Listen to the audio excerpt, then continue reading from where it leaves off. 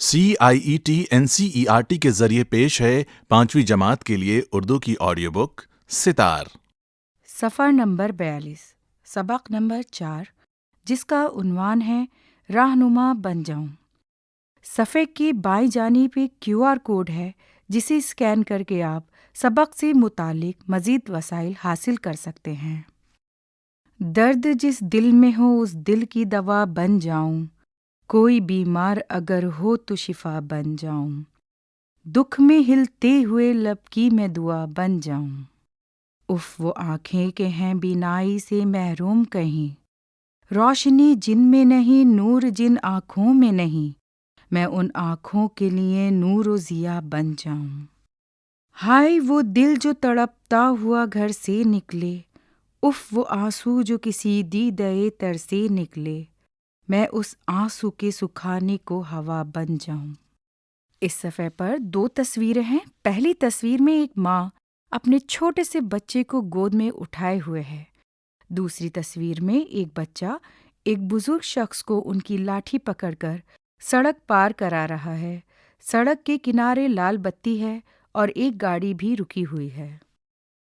صفحہ نمبر 43، دور منزل سے اگر راہ میں تھک جائے کوئی، جب مسافر کہیں رستے سے بھٹک جائے کوئی، خضر کا کام کروں رہنما بن جاؤں۔ عمر کے بوجھ سے جو لوگ دبے جاتے ہیں، ناتوانی سے جو ہر روز جھکے جاتے ہیں، ان ضعیفوں کے سہارے کو عصا بن جاؤں۔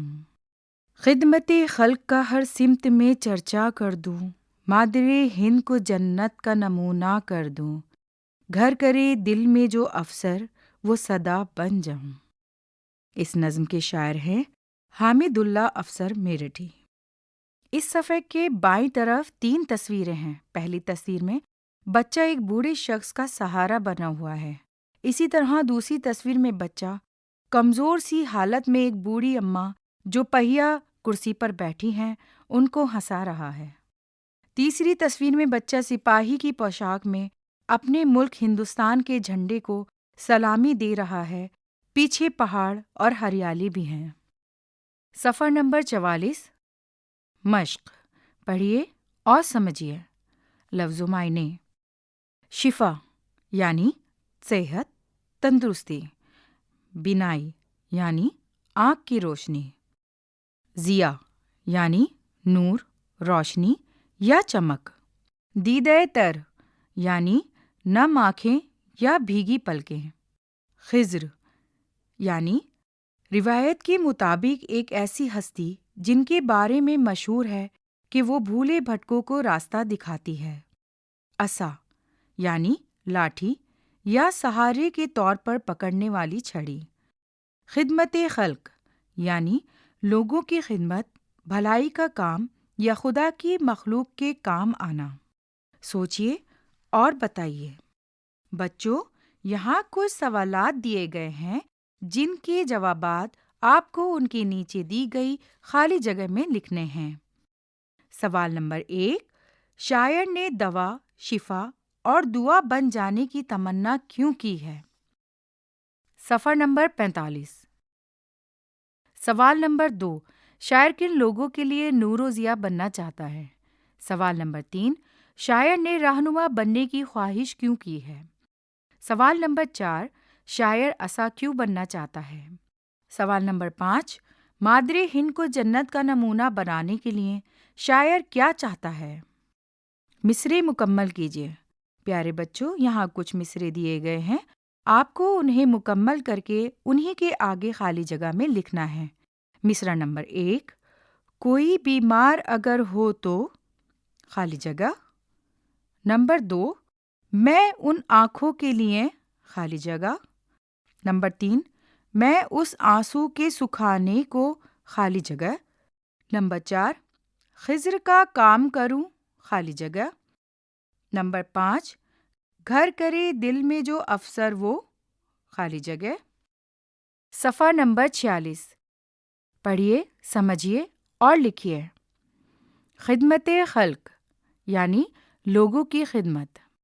بچوں، یہ 2 لفظوں سے بنی ترکیب ہے۔ اس میں لفظوں کے درمیان زیر لگی ہے، اسے اضافت کہتے ہیں۔ اس زیر کا مطلب ہوتا ہے کا، کے، کی۔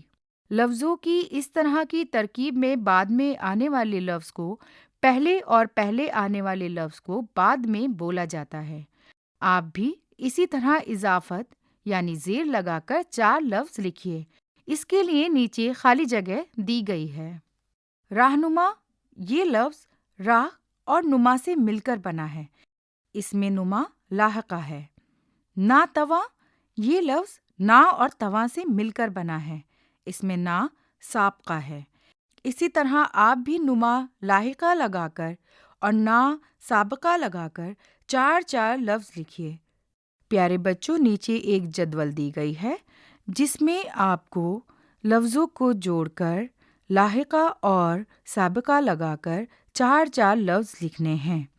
مثال کے طور پر راہ جمع نما برابر رہنما، نا جمع تواں برابر ناتواں۔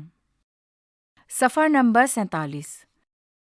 دیے گئے لفظوں سے جملے بنائیے۔ نمبر 1، نور و ضیاء۔ نمبر 2، دیدہ تر۔ نمبر 3، رہنما۔ نمبر 4، مادر ہند۔ نمبر 5، خدمت خلق۔ بچوں، ان لفظوں سے جملے بنا کر ان کے سامنے خالی جگہ میں لکھیے کیجیے۔ پیارے بچوں، آپ کسی نابینا کی مدد کس طرح کریں گے اس کے بارے میں چند جملے لکھیے۔ اس کے لیے نیچے جگہ دی گئی ہے۔ پیارے بچوں، کیا آپ کو پتہ ہے نابینا لوگوں کے پڑھنے اور لکھنے کے لیے جو رسم الخط مخصوص ہے اسے بریل لپی یا رسم الخط کہتے ہیں۔ اپنے استاد کی مدد سے اس کے بارے میں معلومات حاصل کیجیے۔ صفحہ نمبر 48۔ پیارے بچوں، شاعر نے اس نظم میں رہنما بن جاؤں کی بات کو خصوصی اہمیت دی ہے۔ آپ انسانی ہمدردی اور لوگوں کی خیر خواہی کے لیے اپنے طور پر کیا خدمت کرنا چاہیں گے اس کے بارے میں نیچے دی گئی خالی جگہ میں لکھیے۔ پہیلی، ایک گھر کے ہیں 2 بیٹے، روز دکھاتے کھیل، کبھی نہ ان کو لڑتے دیکھا ایسا ان کا میل۔ اساتذہ کے لیے ہدایات۔ نمبر 1، طلبہ سے کسی کی مدد یا بھلائی سے متعلق ان کے ذاتی تجربات بیان کرنے کے لیے کہا جا سکتا ہے۔ نمبر 2، طلبہ کو کسی ضرورت مند کی مدد کرتے ہوئے کوئی ویڈیو بھی دکھایا جا سکتا ہے۔ نمبر 3، طلبہ سے اس نظم پر رول پلے کروایا جا سکتا ہے۔ یہ سبق یہیں مکمل ہوتا ہے۔ ابھی آپ سن رہے تھے 5ویں جماعت کے لیے اردو کی آڈیو بک ستار۔ سماعی ریکارڈسٹ محمد فیضان خان، فنکار فرحت رئیس، سمپادن ارشد احمد، ہدایت اور تخلیق کار وملیش چودھری۔ یہ کتاب CIET NCERT نئی دلی بھارت کے ذریعے پیش کی گئی۔